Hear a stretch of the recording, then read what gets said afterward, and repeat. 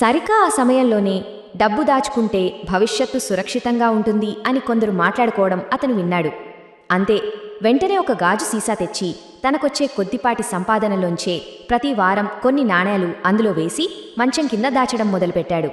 ఆ సీసా నింపడం కోసం ఆ కుటుంబం తమ కనీస అవసరాలను సైతం త్యాగం చేసింది. అతను చిరిగిన చెప్పులే వేసుకున్నాడు. కడుపు మార్చుకుని తక్కువ ఆహారం తిన్నారు. డబ్బును ఖర్చు చేయకుండా ఒకే చోట కదలకుండా ఉంచితే రేపు తమ భవిష్యత్తు అద్భుతంగా ఉంటుందని బలంగా నమ్మి ప్రతి నాణ్యాన్ని ఎంతో కష్టపడి ఆ సీసాలో దాచాడు.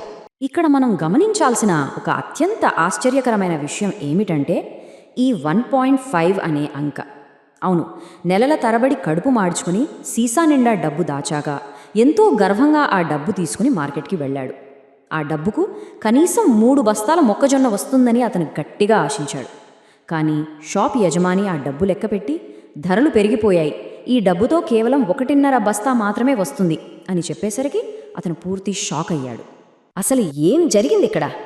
ఇదే ద్రవ్యోల్బణం అంటే ఇన్ఫ్లేషన్ చేసే మాయా. సీసాలోంచి ఒక్క నాణెం కూడా బయటకు వెళ్ళలేదు. ఎవ్వరూ దొంగతనం చేయలేదు.